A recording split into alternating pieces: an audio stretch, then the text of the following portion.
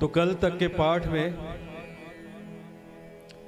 हम चर्चा कर रहे थे कि श्री राम का जन्म किन कारणों से हुआ। और भोलेनाथ कहते हैं कि हम ऐसा भी नहीं कह सकते कि यही कारण है, क्योंकि जब कोई व्यक्ति कहीं पे ट्रैवलिंग के लिए जाता है तो एक साथ में कई काम बना के आता है। हाँ, वो बिजनेस डील भी फाइनल करेंगे, हाँ उनसे समझौता भी करना है, अरे हाँ उसको समझाना भी है, अरे उससे औपचारिक मुलाकात भी करनी है। तो भगवान जब इस धरती पर आते हैं तो उनके पास कई सारे हेतु होते हैं इस धरा पर अवतार लेने के लिए।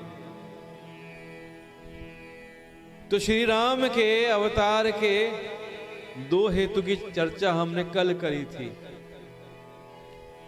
एक जय विजय को मिला हुआ सनकादिक मुनियों द्वारा श्राप, और दूसरा जालंधर की पत्नी से मिला हुआ नारायण प्रभु को श्राप। आज हम चर्चा करेंगे नारद के श्राप कि नारद मुनि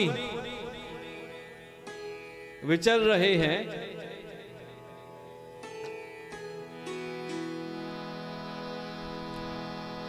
हेमगिरि गुहा एक अति पावनी, वह समीप सुर सरे सुहावनी, आश्रम परम पुनीत सुहावा, देखी देव ऋषि मन अति भावा, निरखी शैल सरी विपिन विभागा, भयउ रमापति पद अनुरागा, सुमिरत हरि ही श्राप गति बाधी, सहज विमल मन लागी समाधि, मुनि गति देखी सुरेश डेराना, काम ही बोली कीन सनमाना, सहित सहाय जाहू मम हेतु, चले हर्षि ये जल चर केतु, सुना सीर मन महुअसि त्रासा, चहत देव ऋषि मम पुरवासा, जे कामी लोलुप जग माही, कुटिल काक एव सब ही डेराही।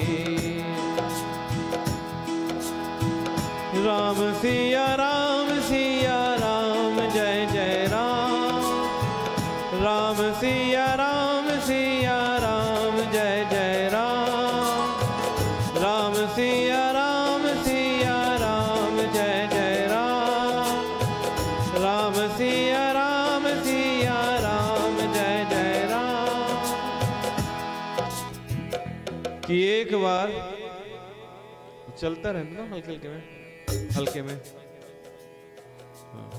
जैसा कल किया था ना, एक नंबर को रखो बातचीत के लिए, बाकी के पैटर्न म्यूजिक के लिए, है ना। कि नारद जी विचर रहे थे और हेमगिरि गुहा एक अति पावनी, वह समीप सुर सरी सुहावनी। हिमालय पर्वत में एक बड़ी पवित्र गुफा थी और उसके समीप ही सुंदर गंगा जी नदी बहती थी।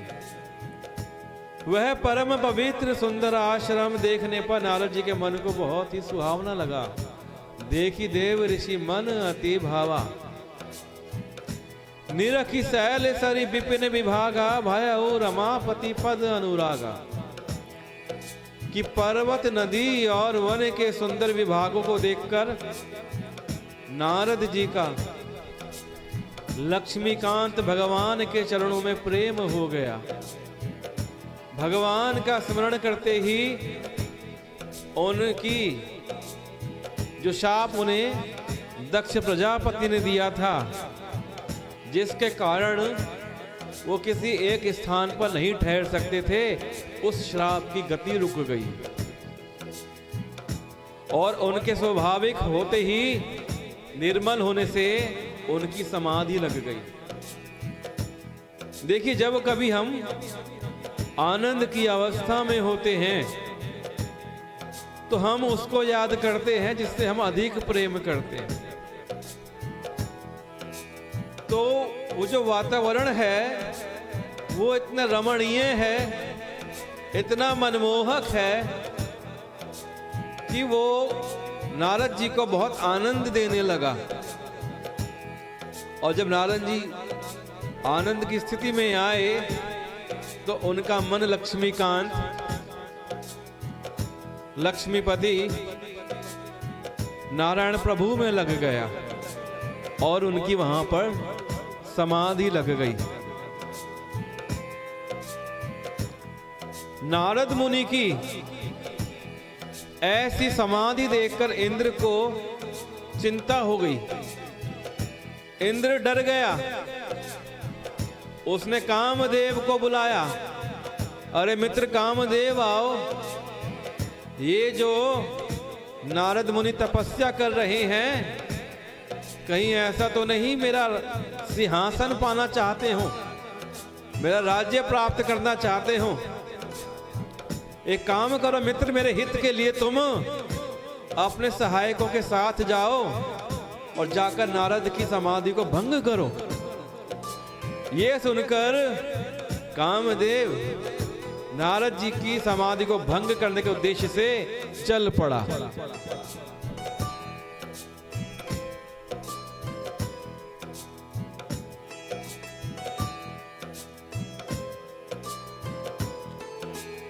कि सुना सीर मन महू असी त्रासा, चहत देव ऋषि मम पुरबासा।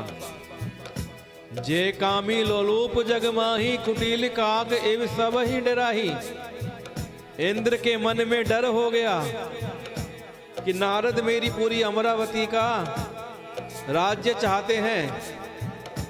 और देखिए, जगत में जो कामी और लोभी होते हैं वो कुटिल कौवे की तरह सबसे डरते हैं।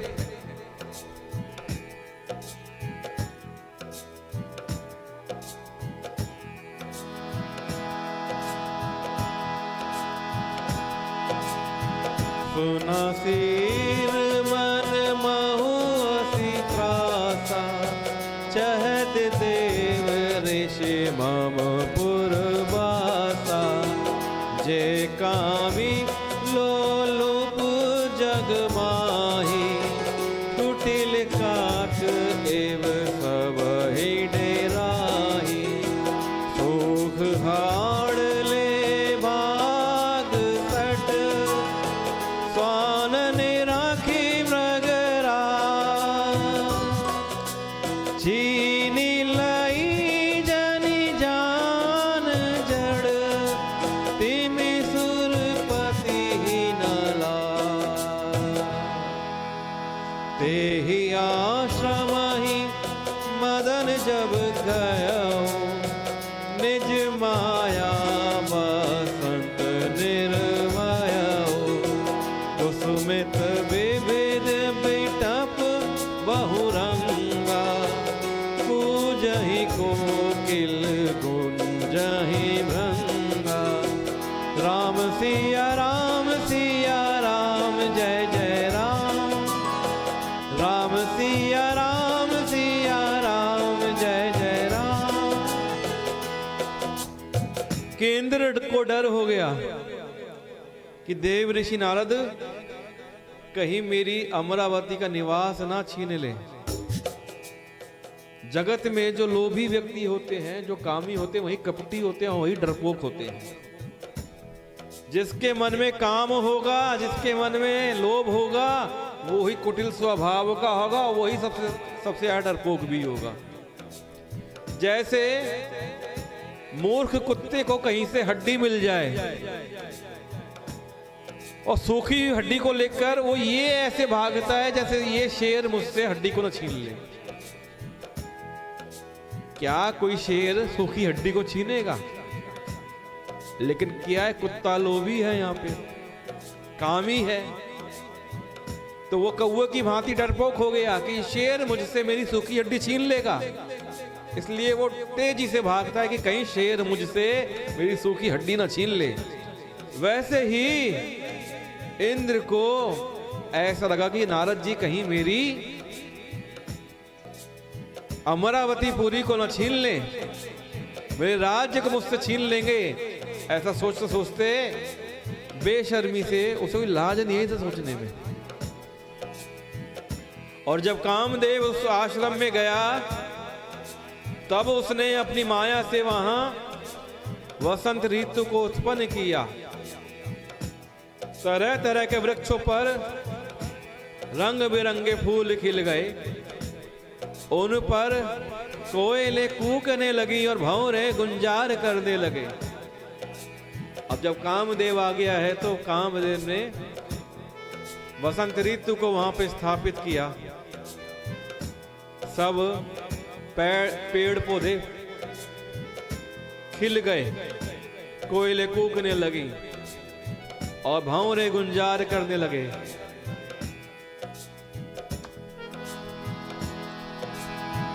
काम कला कछु मुनि न व्यापी, निज भय डरयु मनोभव पापी। प्रेम की चापी सकई को तासु, बड़ रखबार रमापति जासु। सहित सहाय सभीत अति, मानि हारी मन मैन। गहे सी जाई मुनि चरण, तब कही सुठिया रत बैन। भयउ न नारद मन कछु रोषा, कही प्रिय वचन काम परितोषा। नाई चरण सिरु आयसु पाई, गयसु मदन तब सहित सहाय। मुनि सुशीलता आपनि करनी, सुरपति सभा जाए सब बरनी। सुन सबके मन अचरज आवा, मुनि ही प्रशंसी हरे सिरुनावा। राम सिया राम जय जय राम। राम सिया राम जय जय राम। कि कामदेव ने नारद मुनि के पास जाके पूरा माहौल बना दिया, अपने साथ ही वसंत की सहायता ली। वसंत ऋतु छा गई सारे में। लेकिन कामदेव की कोई भी कला मुनि पर असर नहीं करती है।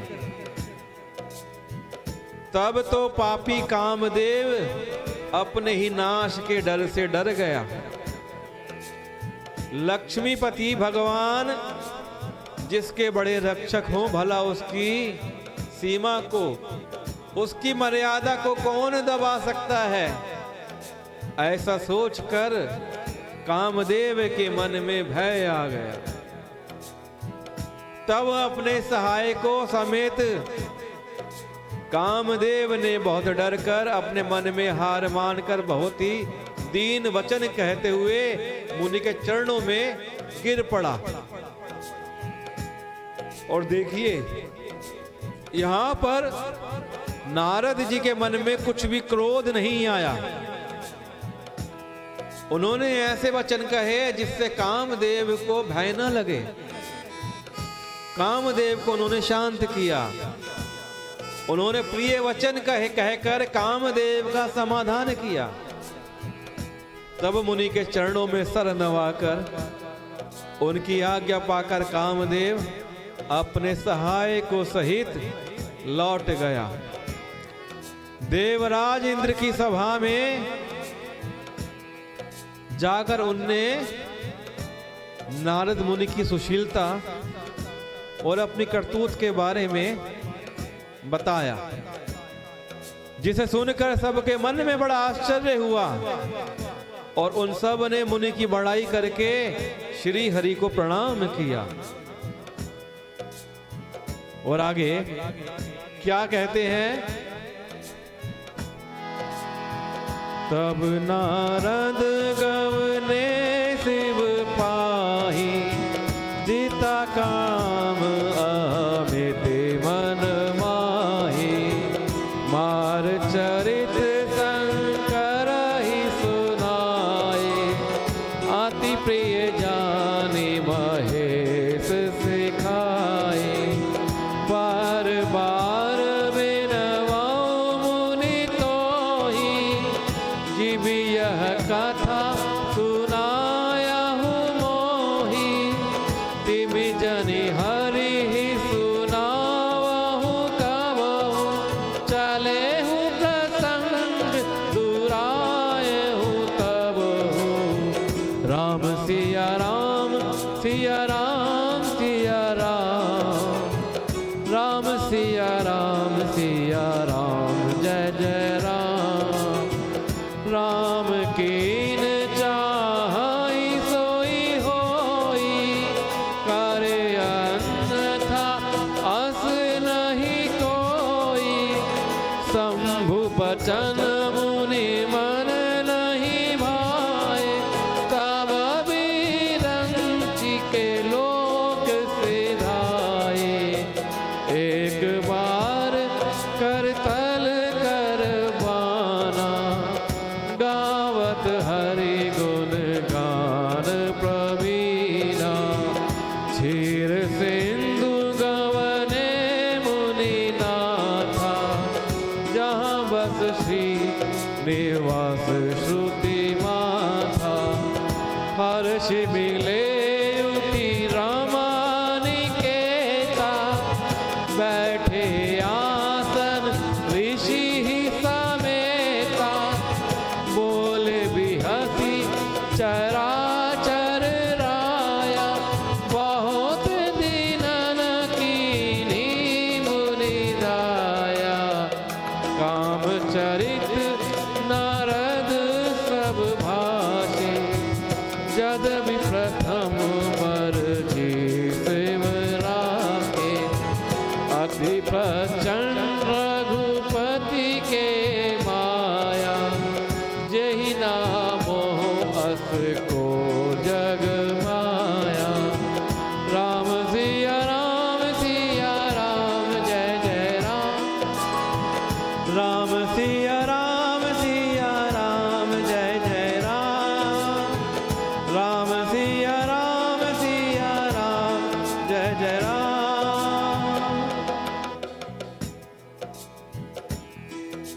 कि भैया नारद जी की खूब बड़ाई होने लगी इंद्रलोक में। सब ने श्री नारायण को, श्री हरि को सर नवाया। तब नारद जी शिव जी के पास गए। उनके मन में इस बात का अहंकार हो गया कि मैंने कामदेव को जीत लिया है। कामदेव मुझे और मेरी तपस्या को हिला नहीं पाया है। उन्होंने कामदेव के इस चरित्र को शिव जी को सुनाया। महादेव जी ने उनसे एक बात कही कि नारद जी, हाँ महाराज सुनिए, मेरे पास आइए। अब समझाते हैं नारद जी को। क्यों समझा रहे? क्योंकि जो नारद जी हमेशा राम कथा कहते थे, आज वो काम कथा कह रहे हैं। उनके मन में अहंकार हो गया है। इस अहंकार के बीज को निकालना जरूरी है। तो क्या कहते हैं भोलेनाथ कि हे मुनि, मैं तुमसे बार बार विनती करता हूं, बार बार विनवाऊं मुनि तो ही, कि जिस तरह तुमने ये काम कथा मुझे सुनाई है, उस तरह भगवान श्री हरि को कभी मत सुनाना। चर्चा भी चले तो इसको छुपा लेना, ये बात मत बताना श्री हरि को। क्योंकि भोलेनाथ क्या चाहते हैं कि मुनि का ये अहंकार है, ये अहंकार भरी बातें खत्म हो जाएं। जो मुनि हमेशा राम कथा कहते हैं वो आज काम कथा कह रहे हैं, ये उचित नहीं है, ये सर्वथा अनुचित है। लेकिन श्री रामचंद्र जी जो करना चाहते हैं वही होता है। ऐसा कोई नहीं जो उसके विरुद्ध कर सके।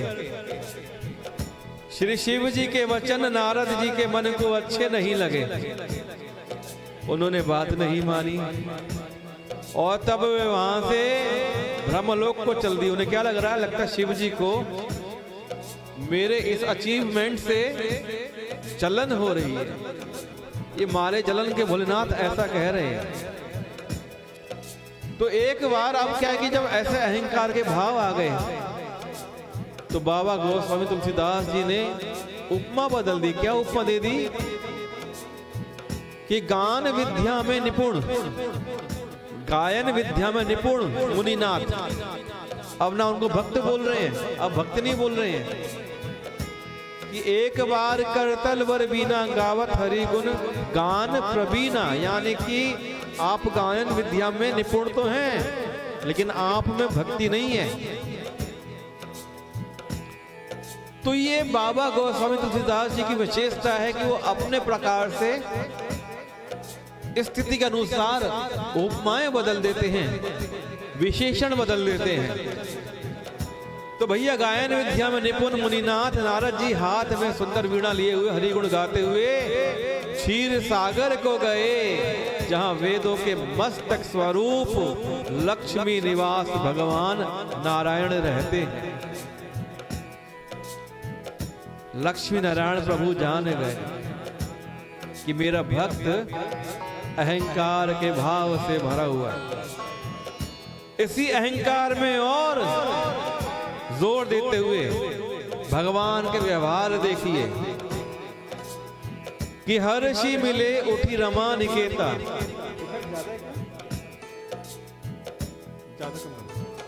हर्षि मिले, ज्यादा कम कर दिया। हर्षि मिले उठी रमा निकेता, बैठे आसन ऋषि ही समेता।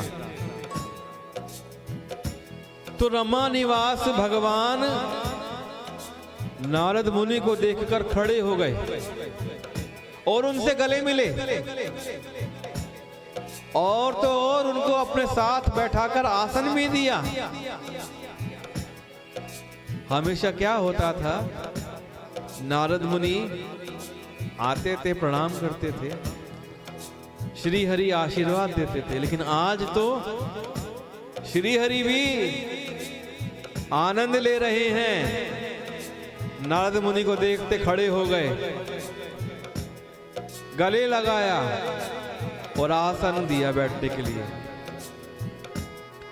चराचर के स्वामी भगवान हंसकर बोले, हे मुनि, आज आपने बहुत दिनों में दया करी है। देखो क्या बोलते हैं अपने भक्त से, भगवान अपने भक्त से बोल रहे हैं कि आज आपने बहुत दिनों में दया करी है, आप आए हैं। तो ऐसे दीन भाव से मेरे हरि प्रभु नारद जी से वार्तालाप कर रहे हैं कि यद्यपि श्री शिव जी ने उन्हें पहले से ही बता रखा था कि भैया कामदेव की जो अपनी काम कथा है, इस काम कथा को अपने पास रखना। ये जो अपनी काम कथा है श्री नारायण प्रभु को मत सुनाना। फिर भी उसने वो सारी जो काम कथा थी श्री नारायण प्रभु को सुना दी। श्री रघुनाथ जी की माया बड़ी ही प्रबल है। जगत में ऐसा कौन जन्मा है जिसे वो मोहित ना कर दे। मेरे रघुनाथ की माया बड़ी ही प्रबल है।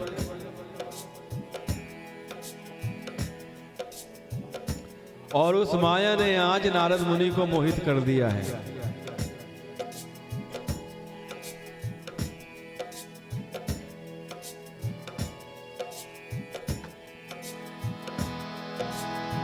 रुख बदन करी वचन मृदु, बोले श्री भगवान,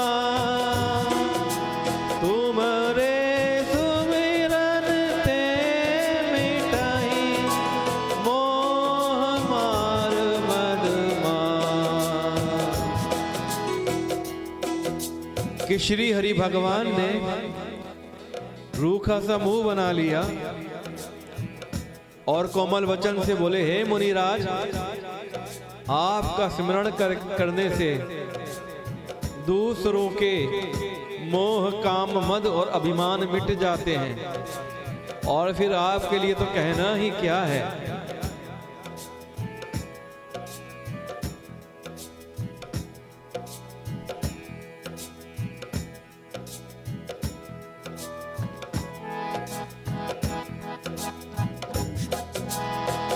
नारद कहु सहित अभिमाना, कृपा तुम्हारी सकल भगवाना, करुणा निधि मन दीख विचारी, और अंकुर गर्भ तरु भारी।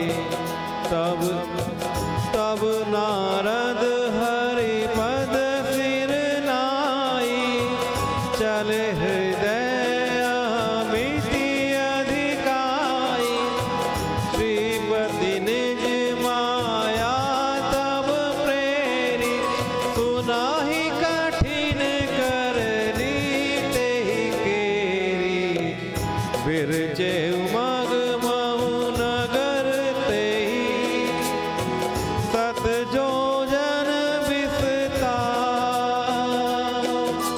श्रीनिवास पुर ते अधिक, रचना विविध प्रकार, बसहि नगर सुंदर नर नारी, जनु बहु मन सिज रति तनु धारी, तेहि पुर बसाई शील निधि राजा, अगणित है गए सेन समाजा। राम सिया राम जय जय राम, राम सिया राम जय जय राम, राम सिया राम जय जय राम। नारद जी ने अभिमान के साथ कहा, हे भगवान, ये सब आपकी कृपा है। करुणा निधान भगवान ने मन में विचार कर देखा कि इनके मन में अहंकार के वृक्ष का भारी अंकुर पैदा हो गया है, मैं उसे तुरंत ही उखाड़ कर फेंक दूंगा, क्योंकि सेवकों का हित करना हमारा कर्तव्य है। मैं अवश्य ही वो उपाय करूंगा जिससे मुनि का कल्याण हो और मेरा खेल हो। अब मैं लीला करता हूं जिससे इस मुनि का कल्याण हो जाए। अब वहां से नारद जी भगवान के चरणों में सर नवाकर चल दिए। उनके हृदय में अभिमान और भी बढ़ गया। क्यों? क्योंकि आज तो विष्णु भगवान ने उठकर उनका स्वागत किया, गले लगाया, आसन पर बिठाया और पूछा, तुमने बड़ी दया करी है, इतने दिनों बाद आए हो। तो अहंकार तो अब नारद जी का और बढ़ गया है। तो भगवान ने अपनी लीला शुरू कर दी। तब लक्ष्मीपति भगवान ने अपनी माया को प्रेरित किया और नारद मुनि जिस जगह जा रहे थे ब्रह्मलोक की ओर, रास्ते में उन्होंने एक 400 कोस की नगरी की स्थापना कर दी। एक नगर बना दिया 400 कोस का, 100 योजन का। एक योजन में 4 कोस होते हैं। तो हरि माया की प्रेरणा से रास्ते में 400 कोस का नगर बन गया। उस नगर की भांति भांति की रचनाएं लक्ष्मी निवास भगवान विष्णु के नगर बैकुंठ से भी अधिक सुंदर थी। इतना सुंदर नगर बनाया, इतनी सुंदर रचनाएं करी कि भगवान विष्णु के नगर से भी सुंदर वो नगर दिखता था। उस नगर में ऐसे सुंदर नर नारी बसते थे कि मानो बहुत से कामदेव और कामदेव की स्त्री रति ही मनुष्य शरीर में इधर उधर घूम रहे हो। उस नगर में शील निधि नाम का एक राजा रहता था, जिसके यहाँ असंख्य घोड़े, हाथी और सेना की टुकड़ियां थी। और उस राजा का विलास तो ऐसा था जैसे 100 इंद्रों के समान, कि इंद्र के पास तो एक अमरावती है, ऐसे 100 इंद्र हो जाएं तो इतना तो उसका भोग विलास था। वो राजा रूप तेज बल और नीति का भवन था। उसके एक पुत्री थी जिसका नाम था विश्व मोहिनी। वो बड़ी खूबसूरत थी, बड़ी रूपवती कन्या थी, जिसके रूप को देखकर लक्ष्मी जी भी मोहित हो जाएं, इतनी सुंदर वो कन्या थी।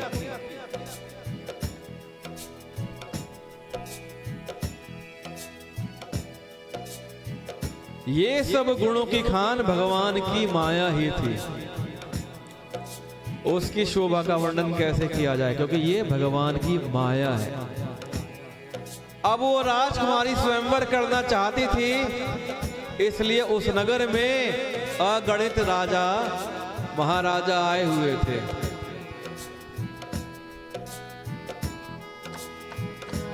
सीताराम सीताराम सीताराम राम सीताराम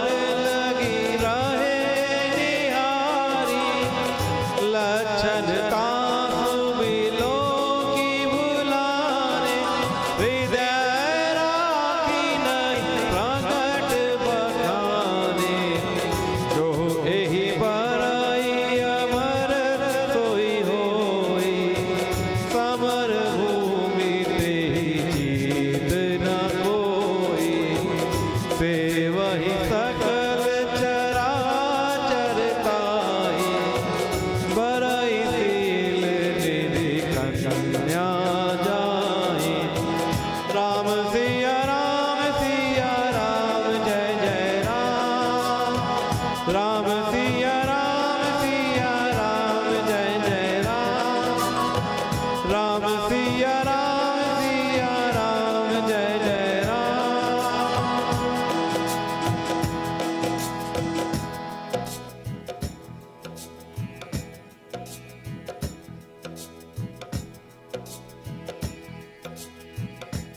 वो जो कन्या है राजशील निधि की पुत्री विषमोहिनी, वो सब गुणों की खान है। इतनी शोभा है उसमें कि उसकी शोभा का वर्णन नहीं कर सकते। और अब वो राजकुमारी स्वयंवर करना चाहती है, इसलिए उस नगर में अगणित राजा महाराजा आए हुए हैं। मुनि नारद जी उस समय नगर में गए। नगरवासियों से नारद मुनि ने सबका हाल पूछा। सब समाचार सुनकर वे राजा के महल में आ गए। राजा ने पूजा करके मुनि को आसन पर बैठाया। राजा ने राजकुमारी को लाकर नारद जी से मिलवाया और पूछा कि हे नाथ, आप अपने हृदय में विचार कर इस मेरी पुत्री के गुण और दोष बताइए, क्या गुण और दोष है। उसके रूप को देखकर नारद मुनि का वैराग्य दूर हो गया और वो उस कन्या को देखते रह गए। उसके लक्षण देखकर मुनि अपने आप को भूल गए। हृदय में हर्षित होने लगे। आहा, लेकिन प्रकट रूप में उन लक्षण को नहीं कहते हैं। लक्षण को सोचकर मन में कहने लगे कि जो से ब्याहेगा वो अमर हो जाएगा,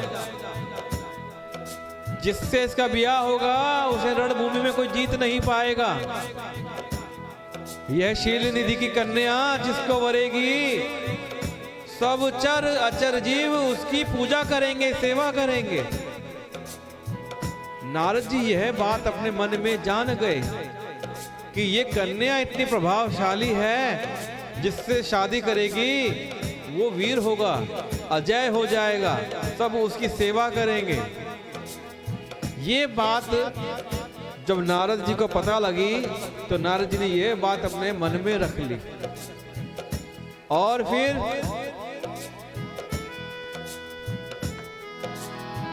लक्षण सब विचारी उर राखे, कछुक बनाई भूप सन भाषे, सुतलु लक्षण कही नारद चले सोच मन माही, करो जाई सोई जतन बिचारी, जही परकार मोहि बरए कुमारी, जप तप कछु ना होई तेहि काला, हे विधि मिलाई कवन विधि बाला, राम सिया राम जय जय राम, राम सिया राम जय जय राम, राम सिया राम जय जय राम। कि उस कन्या के सब लक्षणों को, उस भविष्यवाणी को मुनि ने अपने मन में रख लिया और राजा से झूठी सच्ची बातें बनाकर कह दी। अपनी ओर से बातें बना दी, राजा को बता दी, लेकिन जो सही बात है वो अपने मन में रख ली, क्योंकि अब नारद मुनि उस कन्या से स्वयं ब्याह करना चाहते थे। तो राजा से लड़की के सुलक्षण कहकर नारद जी वहां से चल दिए, लेकिन उनके मन में यह चिंता थी कि मैं जाकर सोच विचार कर अब वो उपाय करूं जिससे ये कन्या मुझे वर के रूप में स्वीकार कर ले। इस समय जप से और तप से कुछ नहीं हो सकता है। हे विधाता, मुझे ये कन्या किस प्रकार मिल जाए, इसकी व्यवस्था हो जानी चाहिए।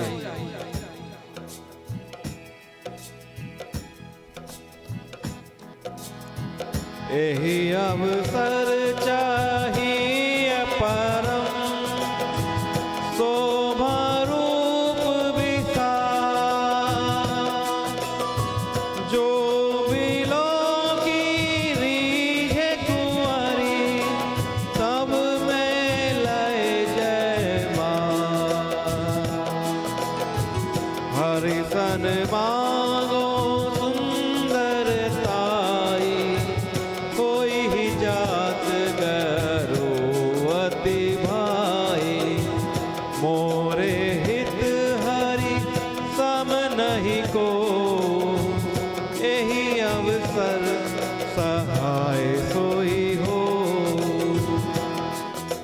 इस समय तो विधाता मेरी एक ही चाहत है कि मुझे ये कन्या वर के रूप में वर ले, ये कन्या मुझे ब्याह ले। इस समय तो बड़ी भारी शोभा और विशाल रूप चाहिए मुझे। ऐसा रूप मुझे मिल जाए जिसे देखकर राजकुमारी मुझ पर रीझ जाए और जयमाला को मेरे गले में डाल दे। अब मैं क्या करूं? मैं काम करता हूं,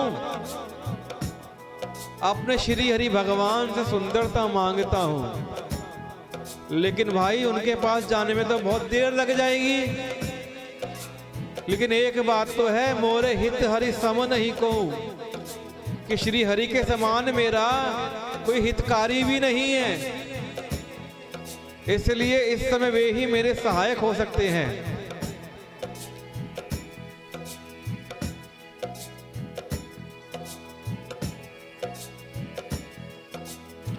बहुविधि बिनय कीनिते ही काला, प्रगटे हो प्रभु कौतुके कृपाला। प्रभु बेलो की मुनि नयन जुड़ाने, कोई ही काजू ही हर जाने।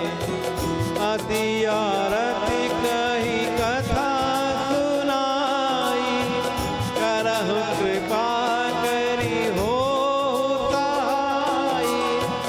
आपन रूप देहु प्रभु मोहि, आन भांति नहीं पावै ओहि। यही विधि नाथ होई हित मोरा, करहु सुबेगी दास मैं तोरा। निज माया बल देखी विशाला, ये हंसी बोले दीन दयाला। जहि विधि होई परम हित, नारद सुनहु तुम्हार।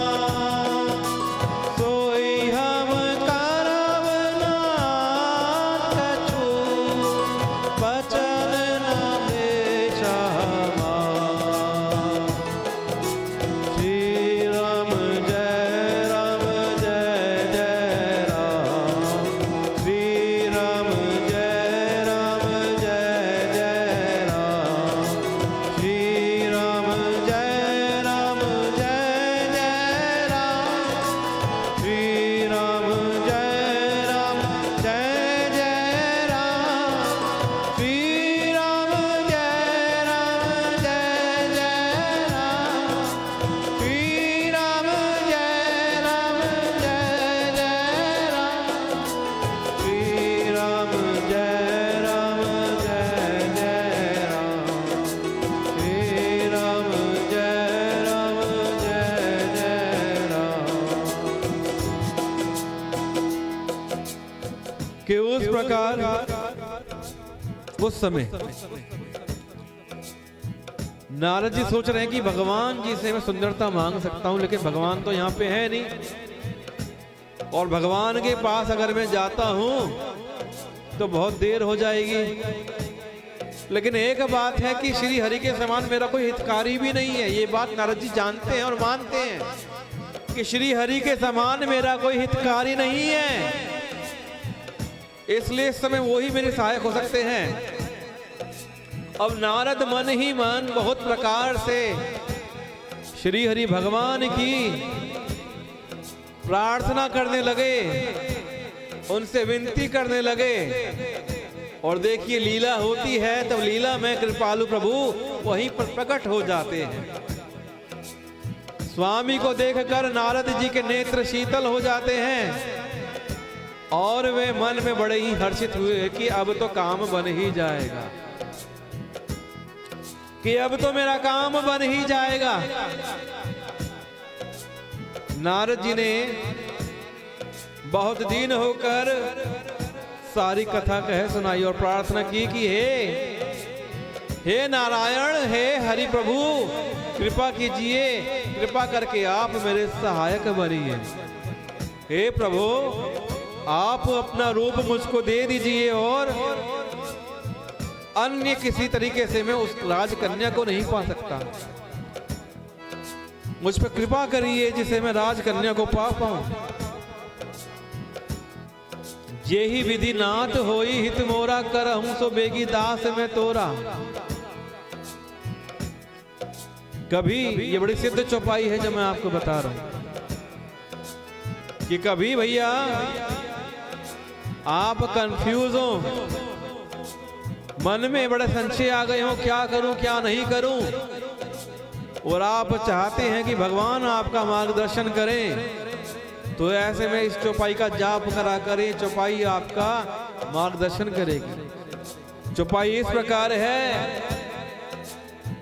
जहि विधि नाथ होई हित मोरा, करहु सुबेगी दास मैं तोरा। कि श्री राम दरबार के आगे बैठकर इस चौपाई का जाप करें और देखें भगवान आपका मार्गदर्शन करेंगे। आपके मन में जो भी कंफ्यूजन संशय होगा वो दूर हो जाएगा। कि हे नाथ, मेरा जिस प्रकार से हित हो आप वही शीघ्र कीजिए। मैं आपका दास हूं। अपनी माया का विशाल बल देखकर दीन दयालु भगवान मन ही मन हंसकर बोले, जान गए कि मेरी माया नारद जी पर काम कर गई है। हे नारद जी सुनो, जिस प्रकार आपका हित होगा हम वही करेंगे, दूसरा कुछ नहीं। हमारा वचन कभी असत्य नहीं होता। ये बड़ी रहस्य की बात श्री हरि भगवान ने कह दिए कि जिस प्रकार आपका परम हित होगा हम वही करेंगे। क्या? कि जिस प्रकार आपका परम हित होगा हम वही करेंगे। हे योगी मुनि सुनिए, रोग से व्याकुल रोगी कुपथ्य मांगे तो भी वेद उसे नहीं देता। कि जिस प्रकार किसी व्यक्ति को अगर शुगर हो रखी है, डायबिटीज है, तो डॉक्टर उसे रसगुल्ला खाने को नहीं देगा, वो उसे वही खाने को देगा जो उसके लिए लाभकारी होगा। उसी प्रकार मेरे हरि भगवान भी यही कह रहे हैं कि मैं वही करूंगा तुम्हारे लिए जो तुम्हारे लिए हितकारी होगा। इसी प्रकार मैंने भी तुम्हारा हित करने की ठान ली है, ऐसा मेरे श्री हरि नारायण प्रभु कहते हैं। और ऐसा कहकर भगवान अंतर्धान हो गए।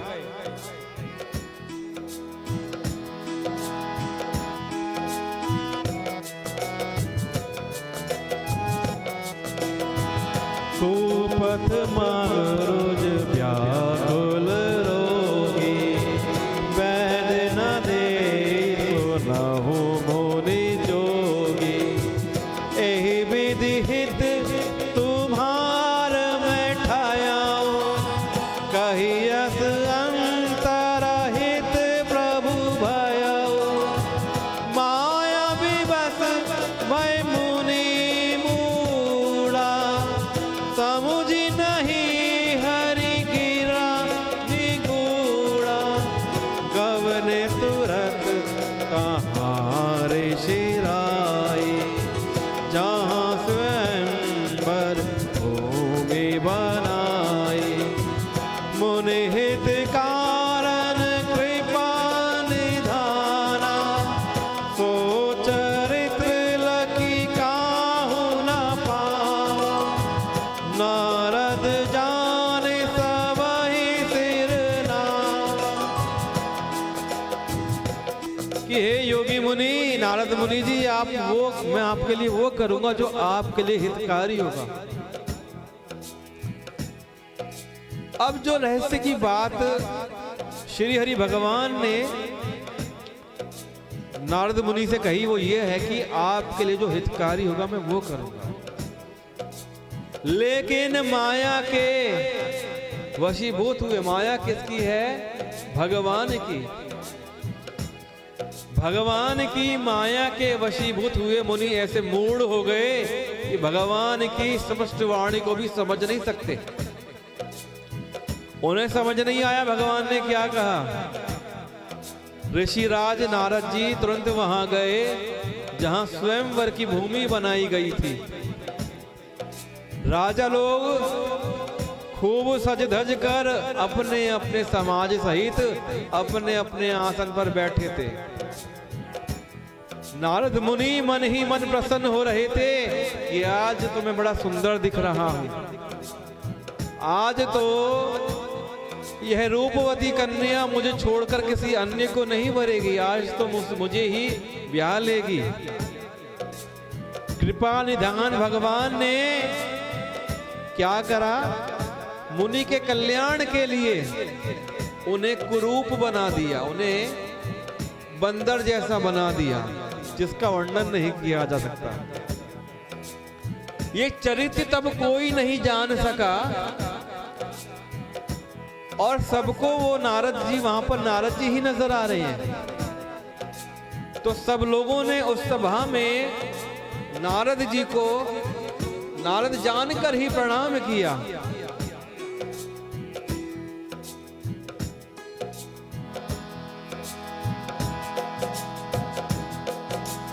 रहे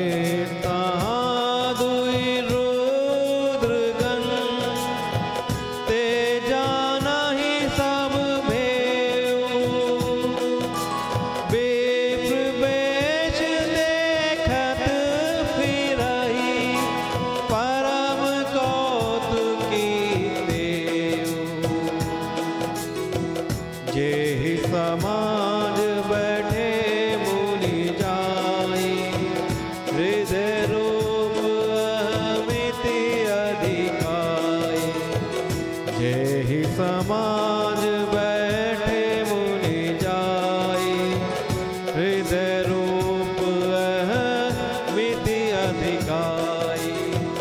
तहाँ बैठे महेश गण दो, वे प्रवेश गति लखाई न को। करहि कूटी नारद ही सुनाई, नीक दीन्हि हरि सुंदरताई। रेछि राज कुंवरी छवि देखी, इन्हि बरे हरि जानी विशेषी। कि वहां शिव जी के दो गण भी बैठे थे, वो सारा भेद जानते थे और ब्राह्मण का वेश बनाकर सारी लीला देखते फिरते थे। वह भी बड़े मौजी थे, परम कौतुकी थे वो, बड़े कौतुकी थे वो। नारद जी अपने हृदय में रूप का बड़ा अभिमान लेकर जिस पंक्ति में बैठे थे, ये वही पंक्ति थी जहां पे सारे के सारे राजा बैठे हुए हैं। शिव जी के दोनों गण भी वहीं जाकर बैठ गए।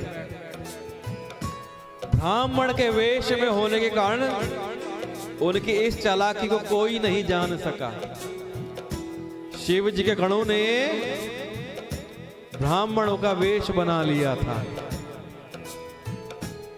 और वे नारद जी को सुना सुनाकर व्यंग्य वचन कहते हैं, भगवान ने इनको बड़ी अच्छी सुंदरता दी है, इनकी शोभा देखकर राजकुमारी रीझ ही जाएगी और हरि जानकर इन्हीं को खास तौर से चुन लेगी।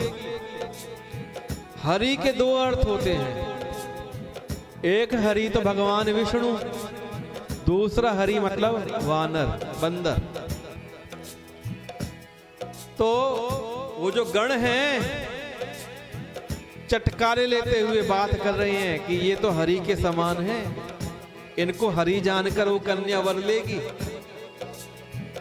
और इस प्रकार वो दोनों गण चटकारे ले रहे हैं।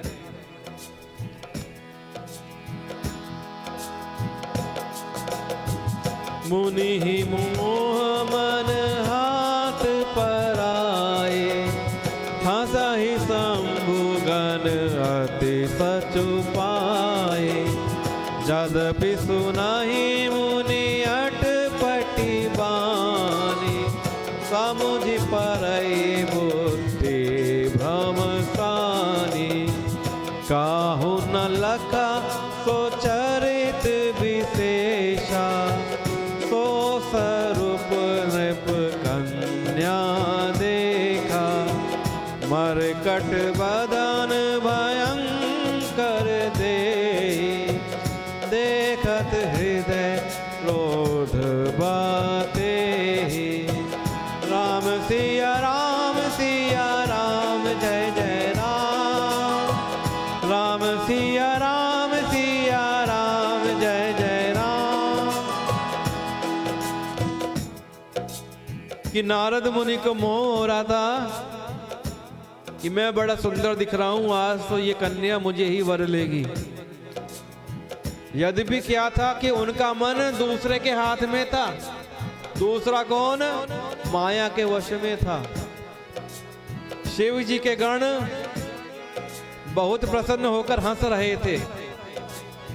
यद्यपि मुनि उनकी अटपटी बातें सुन रहे थे, लेकिन बुद्धि भ्रम में थी तो समझ नहीं पा रहे थे। तो उनकी बातें उनको समझ में नहीं आ रही थी, बल्कि वो उन गणों की बातों को अपनी प्रशंसा समझ रहे थे। इस विशेष चरित्र को किसी और ने नहीं जाना। और जब वो राजकन्या आती है, उन्होंने नारद जी का वो रूप देखा तो उनको नारद जी का रूप बंदर का रूप नजर आया। और भयंकर का शरीर देखते ही उनके हृदय में क्रोध हो गया। वो राजकन्या कुपित होने लगी और आगे चल पड़ी।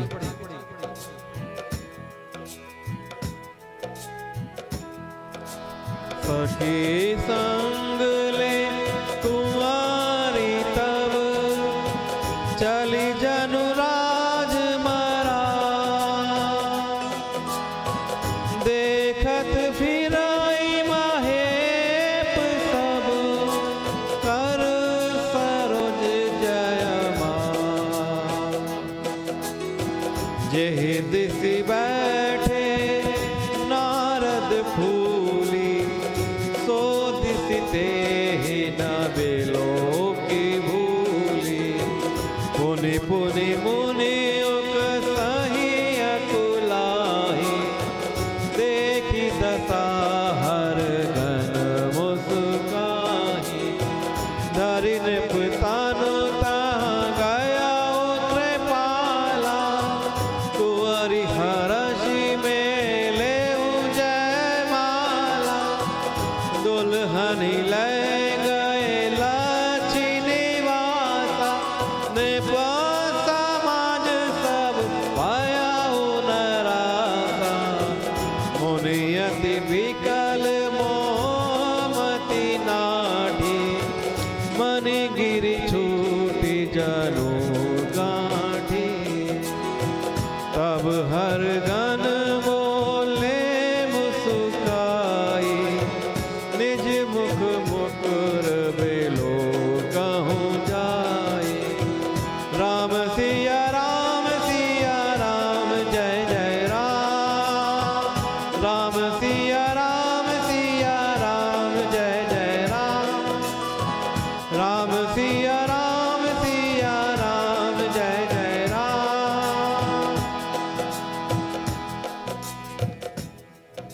तब फिर कि राजकुमारी ने नारद मुनि को देखा, जो कि राजकुमारी को बंदर के समान नजर आ रहे हैं और शरीर तो बहुत ही बुरा दिख रहा है। तब राजकुमारी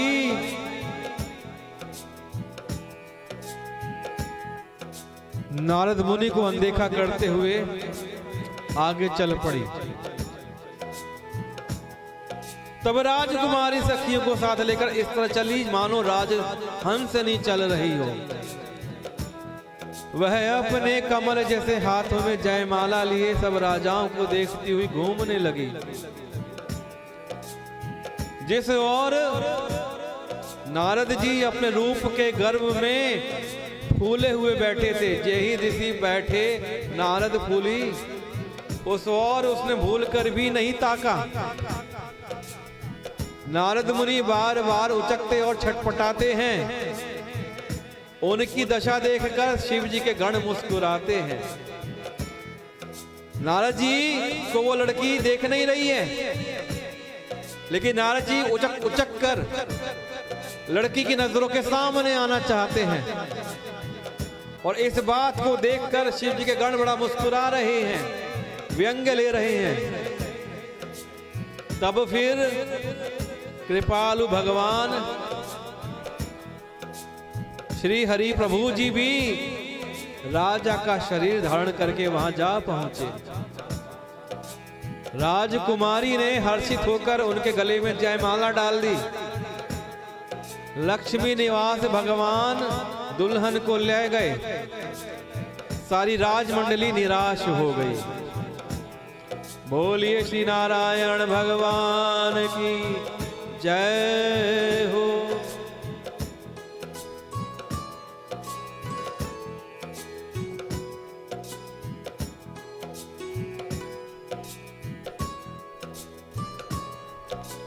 अब मोह के कारण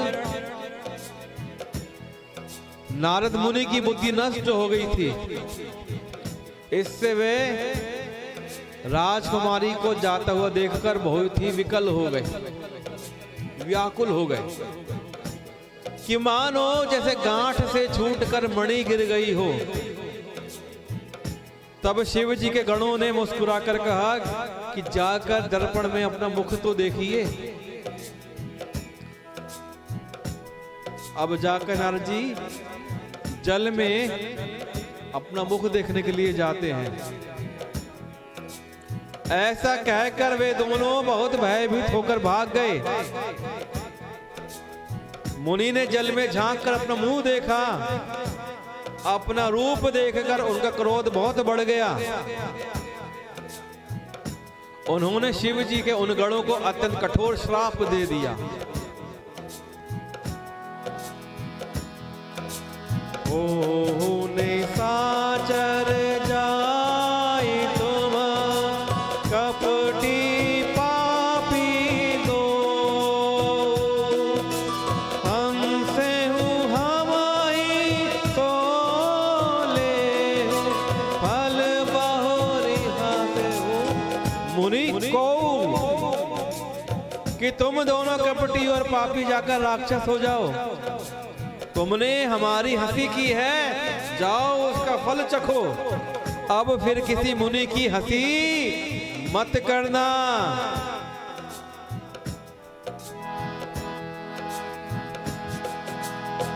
पुनि जल दीख रूप निज पावा, तदपि हृदय संतोष ना। अब ये दोनों ये राक्षस हुए हैं। ये दोनों जो शिव जी के गण हैं, ये आगे के राक्षस बनेंगे। इनकी भी एक कहानी है। ये कहानी मैं आपको आगे जाके बताऊंगा।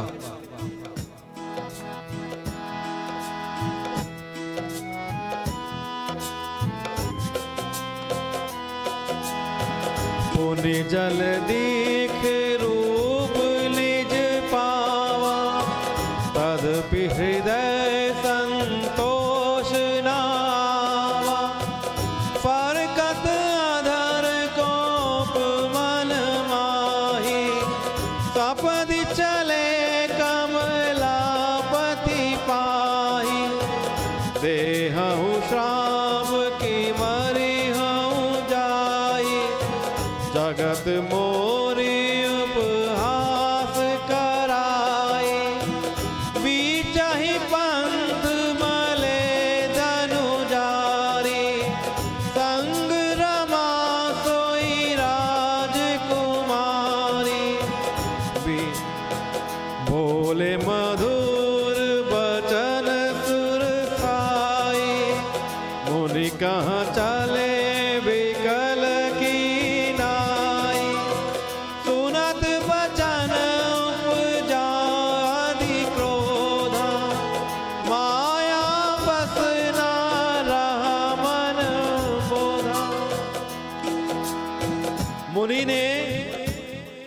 फिर से जल में देखा तो मुनि को अपना असली रूप प्राप्त हो गया।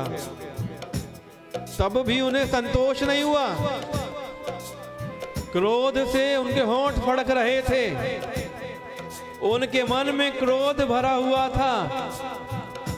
वे तुरंत ही भगवान कमलापति के पास चल पड़े। वे मन में सोचते जाते थे कि जाकर या तो श्राप दे दूंगा या प्राण दे दूंगा। उन्होंने जगत में मेरी हंसी कराई है।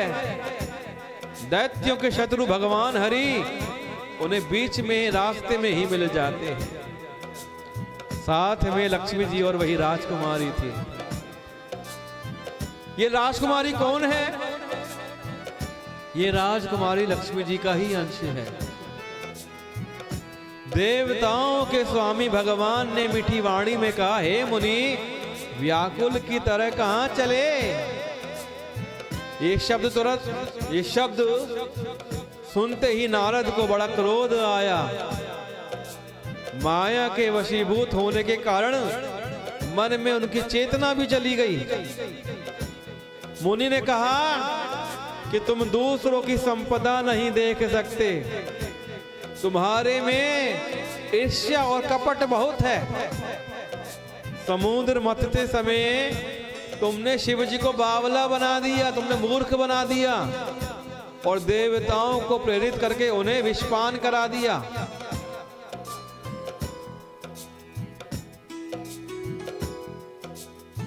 कि तुमने जो भोलेनाथ को विषपान कराया, ये तुमने सबको मूर्ख बनाया, तुम कपटी हो, तुम्हारे में ईर्ष्या बहुत है।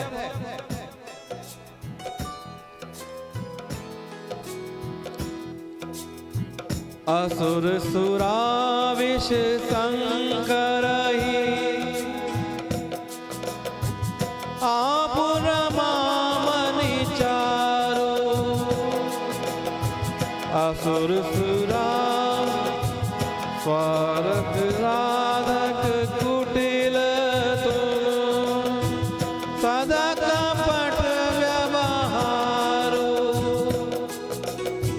कि असुरों को मदिरा और शिव जी को विष देकर तुमने स्वयं लक्ष्मी और सुंदर कौस्तुभ मणि प्राप्त कर ली।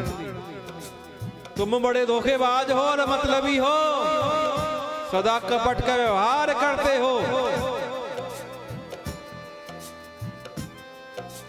और क्या कहते हैं?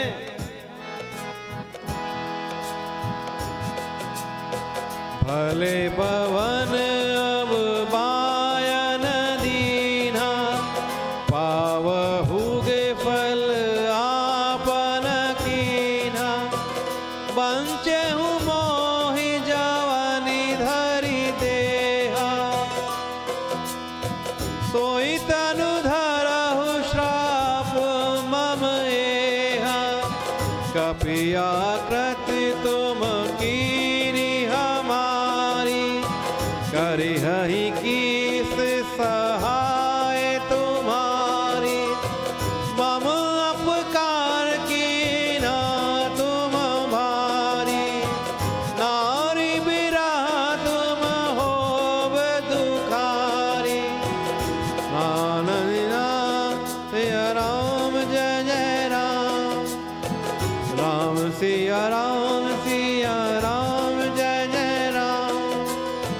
राम सिया राम जय जय राम, राम सिया राम जय जय राम। अब की तुमने अच्छा घर बैर बना लिया है, तुमने मेरे जैसे जबरदस्त आदमी से बैर किया है, छेड़खानी करी है, आता अपने किए का फल अवश्य पाओगे।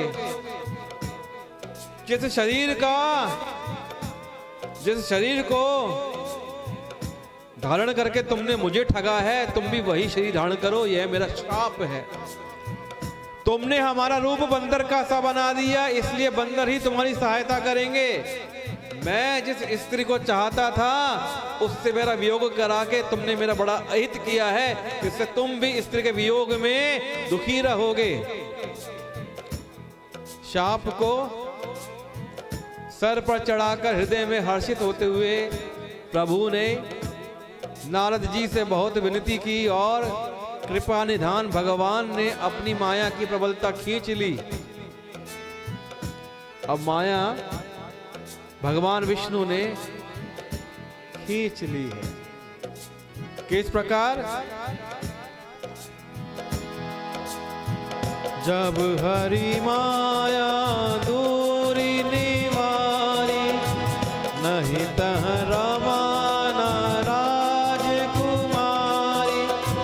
तब मुनि अति सभित हरि चरना, गए पाहि पनन तरती हरना। मृषा हो मम श्राप कृपाला, मम इच्छा कह दीन दयाला। मैं दुर्वचन कहे बहु तेरे, कहाँ मुनि पाप मिटी किमि मेरे। जपहि जाई शंकर सतनामा, होई हृदय तुरत विश्रामा। कहूँ नहीं शिव समान प्रिय मोरे, हंसी पर तिथि तजहु जनि भोरे। जेहि पर कृपा न करहि पुरारी, सोना पाव मुनि भगति हमारी। आसुर धरि मही विचरहु जाई, अब न तुम्हारी माया नियराई। राम सिया राम जय जय राम। राम सिया राम जय जय राम। राम सिया राम जय जय राम।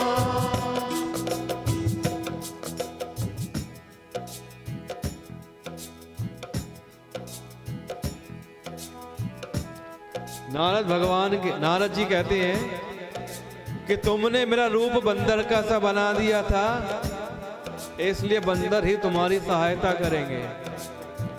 मैं जिस स्त्री को चाहता था, तुमने मेरा उससे वियोग करवा दिया। तुमने मेरा बड़ा अहित किया है। जाओ, तुम भी स्त्री के वियोग में दुखी रहोगे, ये मैं श्राप देता हूं। श्राप को हृदय में धारण करके हर्षित होते हुए प्रभु ने नारद से बहुत विनती करी और कहा, ये गई मेरी माया। कृपा निधान भगवान ने अपनी माया की प्रबलता को खींच लिया, और जब भगवान ने माया को हटा लिया, तब वहां ना लक्ष्मी थी और ना ही वो राजकुमारी थी, नहीं तहां रमा ना राजकुमारी। तब मुनि ने अत्यंत भयभीत होकर श्री हरि के चरण पकड़ लिए और कहा, हे शरणागत के दुखों को हरने वाले, मेरी रक्षा कीजिए।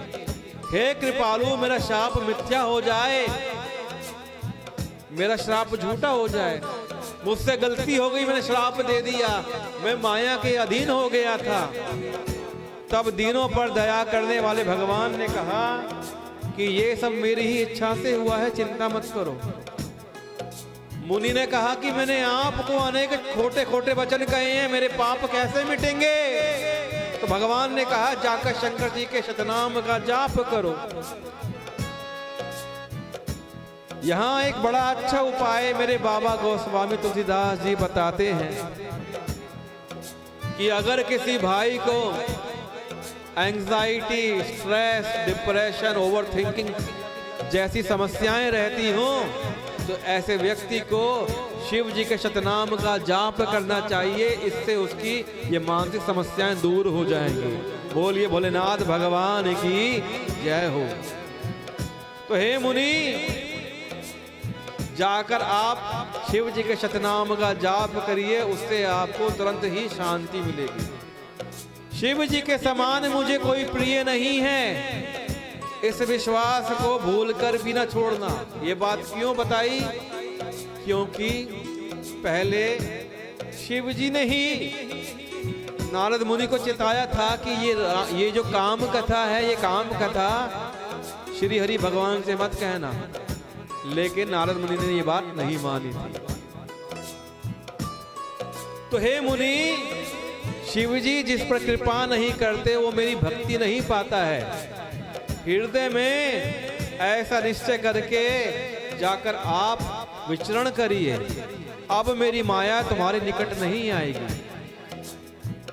बहुत प्रकार से मुनि को समझा बुझाकर तब प्रभु अंतर्धान हो गए और नारद जी श्री रामचंद्र जी के गुणों का गान करते हुए सत्यलोक की ओर चले गए।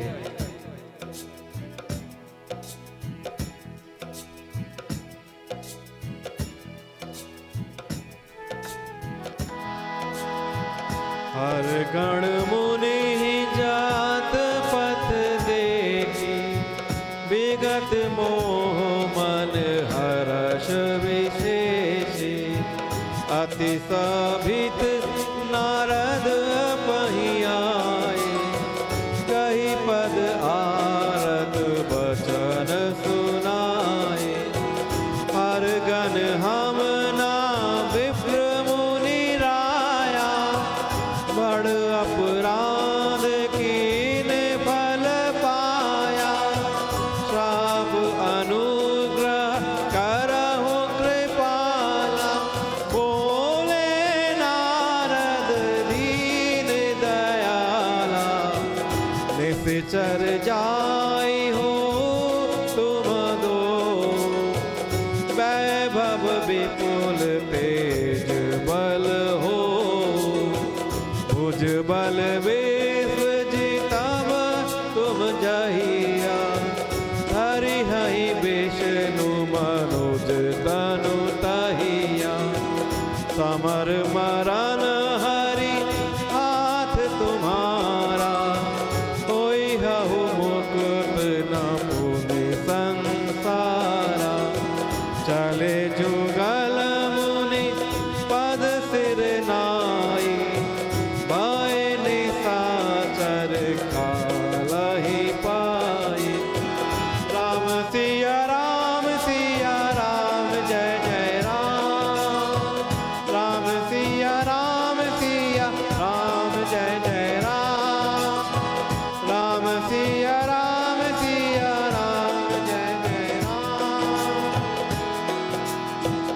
अब नारद जी वापस सत्यलोक की ओर जा रहे हैं।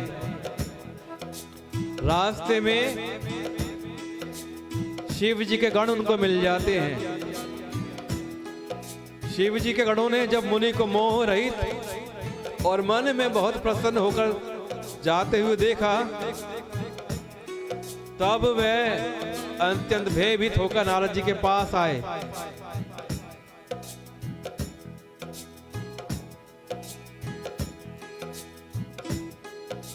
और उनके चरण पकड़कर दीन वचन से बोले कि हे मुनिराज, हम ब्राह्मण नहीं हैं, हम तो शिव जी के गण हैं। हमने बड़ा अपराध किया जिसका फल हमने पा लिया। हे कृपालु, अब शाप दूर करने की कृपा कीजिए। दीनों पर दया करने वाले नारद जी ने कहा, तुम दोनों जाकर राक्षस तो होगे, लेकिन तुम्हें महान ऐश्वर्य, तेज और बल की प्राप्ति होगी। तुम अपनी भुजाओं के बल से जब सारे विश्व को जीत लोगे, तब भगवान विष्णु मनुष्य का शरीर धारण करेंगे और युद्ध में श्री हरि के हाथ से तुम्हारी मृत्यु होगी, जिससे तुम मुक्त हो जाओगे और फिर संसार में जन्म नहीं लोगे। ये वही दो राक्षस हैं, ये वही दो गण हैं जो कालांतर में रावण और कुंभकर्ण हुए और जिन्होंने श्री राम के हाथों मोक्ष प्राप्त किया। वे दोनों मुनि के चरणों में सर नवाकर चल पड़े और समय पाकर राक्षस हुए और हरि के हाथों से उन्होंने मोक्ष प्रदान किया। आइए आज की कथा हम यहाँ पर विराम देंगे।